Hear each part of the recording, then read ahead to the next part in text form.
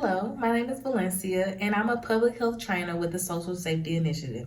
Today's video is about sanitizing in the era of COVID-19 and beyond. If you haven't already, check out our short video on how to clean safely. These two videos and our free guidebook on our website will help you make a cleaning plan that is both safe and healthy. The link to our free guidebook is in the description below. Let's talk about safe sanitizing and disinfecting to stop the spread of germs, including the COVID-19 germ.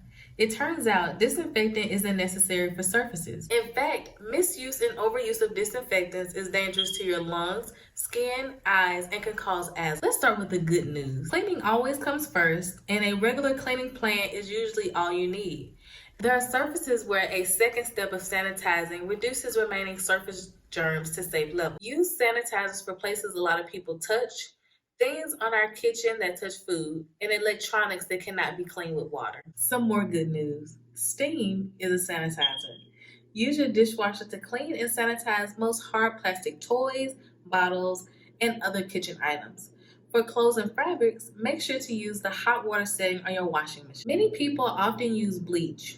Bleach can be used to sanitize or disinfect, depending on how much water you add. Our free guidebook has an easy mixing chart so you don't overuse bleach. There are also other options that are less dangerous and just as effective. There are specific times you must use a strong chemical to kill the nastiest of germs.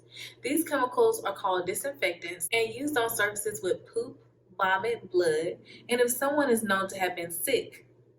This includes diapering areas, potty chairs, toilets, bathrooms, and all surfaces must be cleaned first or the disinfectant will not work. Since disinfectants are indoor pesticides, they must be handled safely or they will cause immediate harm to your skin, eyes, and lungs. The fumes can trigger asthma attacks. Regular exposure can cause asthma, and some disinfectants are thought to cause obesity. Never let children handle disinfectants. Most states, including Washington, have made it illegal for any persons under 18 to use disinfectants, including bleach. So what can you do to use disinfectants the safe way? The first step. Look at the label. Look for an EPA registration number to prove it works. Next, look for the active ingredient. Check our guidebook's list for the safer options. Look for the contact time or wet time. The chemical must sit on the surface for the entire time listed to work. Many products must sit for 5 minutes or more. 70% alcohol may be as short as 30 seconds. Use protective eyewear, gloves, shoes, and long clothing. Never spray chemicals in the air. Keep people out of the room and open the windows. If you can smell the chemical, then it is getting into your lungs. Never mix chemicals. That can be deadly.